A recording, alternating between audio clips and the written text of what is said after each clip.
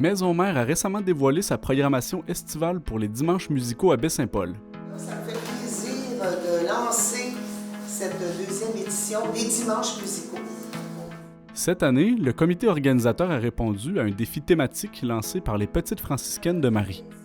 C'est le 8e centenaire du Cantique des créatures, le jardin de François. Oui, cette année, notre programmation, elle est sous le thème, ou plutôt avec une toile de fond, qui est le 800e anniversaire du Cantique des créatures de Saint François d'Assise, qui est, on pourrait appeler, l'une des premières œuvres écologistes modernes. Et donc, on a mis toute notre programmation selon cette thématique. On essaie de célébrer les valeurs qui sont véhiculées dans le Cantique des créatures et on essaie de trouver une belle brochette d'artistes et de musiciens qui puissent correspondre à cette thématique.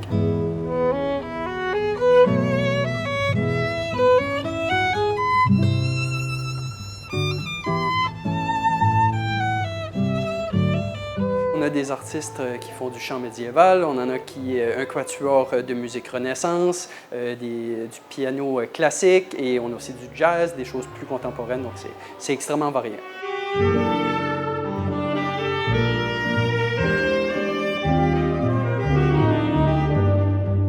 L'équipe derrière cette programmation nous dévoile ses coups de cœur. Coup de cœur, tu dis, sont tous un coup de cœur, hein, parce qu'on est allé chercher de la jeune relève, des jeunes artistes montants. Mais moi, j'avais un rêve. J'ai découvert il y a plusieurs années Sainte-Hildegarde de Biggen, qui est une moniale exceptionnelle, qu'on ne connaît très peu parce que c'est une femme. Et par contre, elle a écrit des œuvres exceptionnelles. Et je découvre un groupe de musique qui s'appelle Scholastica et qui viennent de monter un spectacle sur la musique de Sainte-Hildegarde. Je me suis dit, il faut absolument qu'ils viennent à Baie-Saint-Paul. Donc, on a réussi à les convaincre.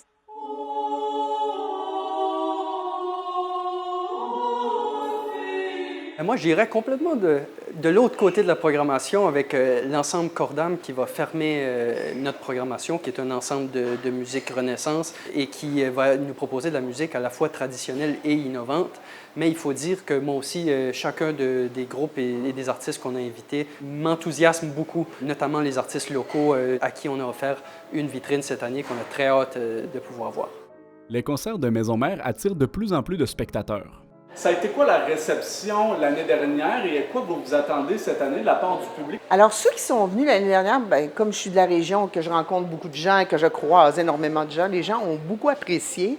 C'est pour ça que cette année, on a décidé de mettre le prix à 15 $ pour l'admission générale parce qu'on voulait vraiment permettre au plus grand nombre de venir à un spectacle de musique de qualité parce que souvent, les billets sont beaucoup plus chers ailleurs. Donc, nous, on voulait avoir une offre là, qui fait en sorte que les gens disent « Ah, on est capable d'y aller ». Puis, tu sais, c'est gratuit pour les enfants en bas de 12 ans, donc les familles peuvent venir en famille, ils peuvent venir profiter. Une fois que le brunch est terminé, pas le brunch, les dimanches musicaux, ils peuvent aller au marché public. Donc, tu sais, c'est en même temps de venir se réapproprier Maison Mère, puis de l'habiter de l'intérieur et de l'extérieur. Comme dans la programmation, on a quand même encore 2 possibilités de spectacle à l'extérieur, au Jardin de François. C'est particulier, ces spectacles-là, au jardin, mais c'est plus complexe. Puis, il y avait plusieurs artistes qui ne souhaitaient pas jouer dehors non plus. C'est pas tout le monde qui est à l'aise dans le style de musique qu'ils vont présenter. Donc, c'est pour ça que mettre en valeur la chapelle, c'était quand même une belle opportunité avec les 120 ans que fête la chapelle cette année. Et puis le temps prenait son temps. La programmation mettra en vedette des artistes d'ici et d'ailleurs. C'est le groupe Scholastica, un ensemble vocal spécialisé en chants médiévaux qui ouvrira les festivités. Marc-Étienne Leclerc présentera un spectacle de guitare agrémenté de notions issues de la pratique de la méditation.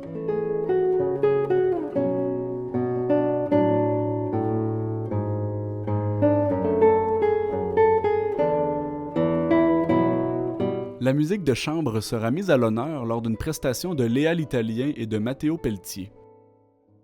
Le groupe Saxonata présentera un spectacle de trompette et saxophone.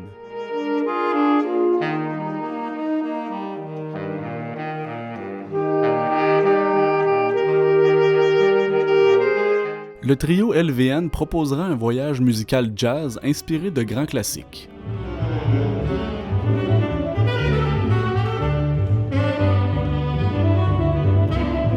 Le duo Les Dames de Cœur donnera une performance alliant le piano et le chant.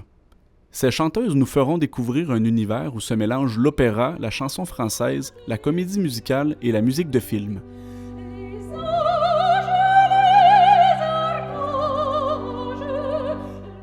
Jules Alcimani-Goulet sera de retour cette année avec un spectacle de musique classique au cœur du Jardin de François.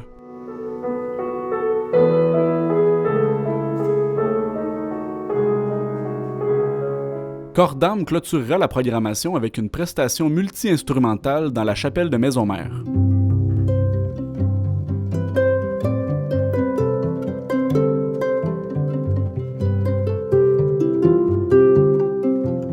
Le comité organisateur entrevoit déjà une suite pour les dimanches musicaux.